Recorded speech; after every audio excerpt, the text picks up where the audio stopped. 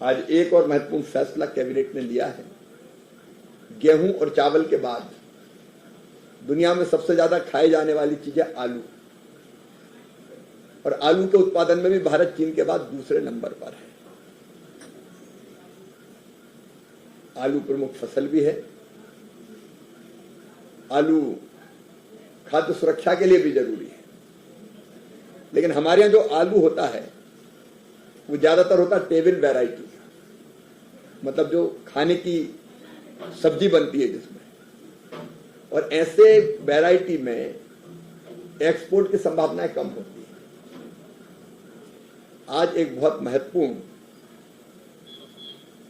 केंद्र की स्थापना का निर्णय लिया गया है आगरा में, CIP के साथ, मतलब अंतर्राष्ट्रीय आलू केंद्र का दक्षिण एशिया क्षेत्रीय केंद्र। ये CIP, इनके पास जर्म प्लाज्म का भंडार है और उसका उपयोग करके ये ऐसे बीज का निर्माण जिसकी उत्पादकता ज्यादा हो, जलवायु अनुकूल हो, रोग वायरस बैक्टीरिया से लड़ने की क्षमता जिसमें ज्यादा हो, और इसको बायोफोर्टिफाइड भी बनाना है। आलू में कई बार ऐसी चीज आती है कि डायबिटीज वाला नहीं खा सकता, और आलू की ऐसी वैरायटीज भी आ रही है कि डायबिटीज वाला भी खाए तो नुकसान ना हो, तो बायोफोर्टिफाइड भी करना है। ज्यादा तापमान में भी उत्पादन ठीक ढंग से हो सके। और हमारे देश में अभी तक ज्यादा आलू होता है विंध्य के ऊपर, दक्षिण में आलू का उत्पादन बहुत कम है। तो हर एग्रो क्लाइमेटिक जोन में आलू पैदा हो जाए, इसके लिए ये केंद्र खोलने का काम होगा। अभी देश के 34% आलू का उत्पादन यूपी में होता है, उसमें भी आगरा और आगरा के आसपास उसका उत्पादन बहुत अच्छा होता है। इसलिए आगरा में ये सेंटर खोलने का फैसला किया गया है। और केवल आलू के लिए नहीं, ये कंद की बाकी फसलों के, स्वीट पोटैटो, शकरकंद, उसकी भी गुणवत्ता कैसे बढ़े, उसको भी हम उत्पादकता उसमें कैसे बढ़ा पाए, रोगों से लड़ने की प्रतिरोधक क्षमता कैसे पैदा कर पाए, उसके लिए भी काम करेगा। और एक समन्वय समिति बनेगी। समन्वय समिति में कृषि विभाग के सचिव भी होंगे और हमारे डेयर के ICR के DG भी होंगे। इसकी बड़ी बात यह है कि CIP जो वैरायटी तैयार करेगा उस पर राइट हमारा होगा। ICR ही उसके इंस्टीट्यूट ही उसको जारी करेंगे, तो वो पूरी तरह से हमारे कंट्रोल में होगी और उससे आलू की उत्पादकता बढ़ाने का काम होगा। एक बड़ा फैसला आज ये लिया गया है। हमारा उत्पादन लगातार बढ़ता जा रहा है। उत्पादन न केवल खाद्यान्न का बढ़ रहा है, बल्कि बागवानी फसलों का भी क्षेत्रफल और उद्यान दोनों बढ़ रहा है।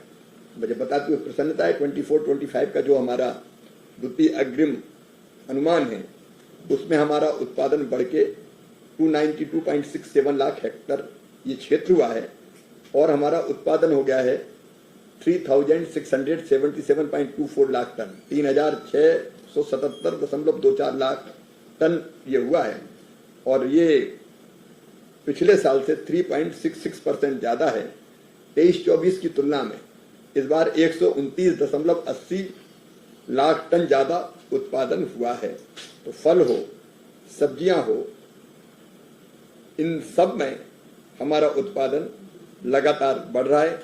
फलों का उत्पादन भी अगर आप देखेंगे तो मैंने ओवरऑल बागवानी का बताया, आम का, केले का, तरबूज का, सब्जियों के, सबके मेरे पास यहाँ आंकड़े हैं। वो आंकड़े आपको यहाँ से मैं जारी करूंगा, ताकि हम ये देश के सामने लगातार प्रधानमंत्री जी की नीतियों के कारण उत्पादन बढ़ता जा रहा है सभी चीजों का, वो बात पूरी तरह से आ सके। एक एक आंकड़ा मैं समझता हूँ पढ़ने की आवश्यकता नहीं है, यहाँ से सर्कुलेट करके हम आपको पहुंचाएंगे।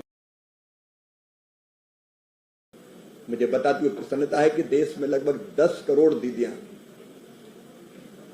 स्वयं सहायता समूह से जुड़ी हुई है। लगभग 91 lakh 91 lakh self help groups यहाँ काम कर रहे हैं, और दीदियां अलग अलग तरह की कई गतिविधियों में लगी हुई है। उनमें से 1 करोड़ 48 लाख तो लखपति दीदी बन चुकी हैं, मतलब जिनकी आमदनी 1 लाख रुपया सालाना से ज्यादा हो चुकी है। प्रधानमंत्री जी ने संकल्प लिया है 3 करोड़ लखपति दीदी बनाने का। और लखपति बनाना मतलब काम धंधा वो शुरू कर पाए, उसके लिए जरूरी है ट्रेनिंग भी, प्रशिक्षण भी। और आज प्रशिक्षण के लिए दीदियों के एक महत्वपूर्ण समझौता हुआ है भारत सरकार के ग्रामीण विकास विभाग और कौशल विकास के बीच में, कौशल विकास विभाग के बीच में। और इस एमओयू के अंतर्गत, समझौता ज्ञापन के अंतर्गत, हम बहनों को, दीदियों को सेल्फ हेल्प ग्रुप की अलग अलग तरह की ट्रेनिंग, जिनमें उन ट्रेड की ट्रेनिंग कि जिनमें ठीक ढंग से काम मिल सके, ट्रेनिंग लेके वो अलग अलग चीजें बनाए और उसको मार्केट से भी जोड़ने का काम हो सके। फ्यूचर रेडी एसएचजी दीदी, ट्रेड भी ऐसे कि जिनमें आज संभावनाएं देश में भी और दुनिया में भी। तो इसके लिए एक समझौता किया है कि स्किलिंग का काम करेंगे कौशल विकास विभाग के साथी हमारे, आईटीआई हो, पॉलिटेक्निक्स हो, उसमें जो बीच का समय जब बाकी स्टूडेंट्स नहीं होते तो उनको अलग अलग ट्रेड में ट्रेनिंग जिनमें काम मिल सके। एक महत्वपूर्ण समझौता ज्ञापन पर हस्ताक्षर हुए हैं। वैसे सोयाबीन की उत्पादकता कम है कंपैरेटिवली।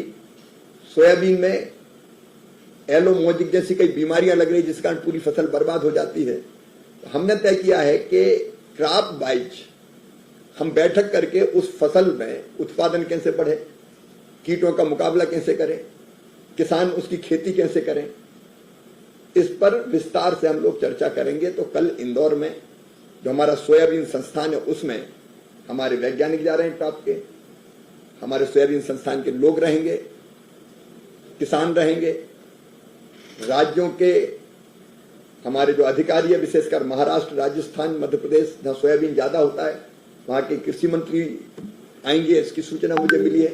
सारे ऑफिसर्स रहेंगे, बाकी स्टेक होल्डर इंडस्ट्री के लोग भी रहेंगे और हम बैठ कर तय करेंगे कि सोयाबीन की समस्याओं का समाधान कैसे करें। तो पहले हम सोयाबीन पर बात कर रहे हैं इंदौर में, कल दिन भर सोयाबीन पर मंथन होगा और फिर सोयाबीन के फसल में अच्छे बीज कैसे आए, बाकी रिसर्च क्या हो, कीटों का मुकाबला कैसे करें, उस पर हम चर्चा करेंगे। प्रेस की स्वतंत्रता पर ताला किसने डाला, अभिव्यक्ति की स्वतंत्रता छीनी किसने? हमारी आंखों के सामने हमारे एक साथी हसमत वारसी भोपाल जेल में तड़प तड़प के दम तोड़ दिया, उन्हें इलाज तक की व्यवस्था नहीं हुई। तो ये काले दिन लाने वाली तो कांग्रेस है। तू ना इधर उधर की बात कर, ये बता कि इमरजेंसी क्यों लगी। अब इधर उधर की बात करते हैं।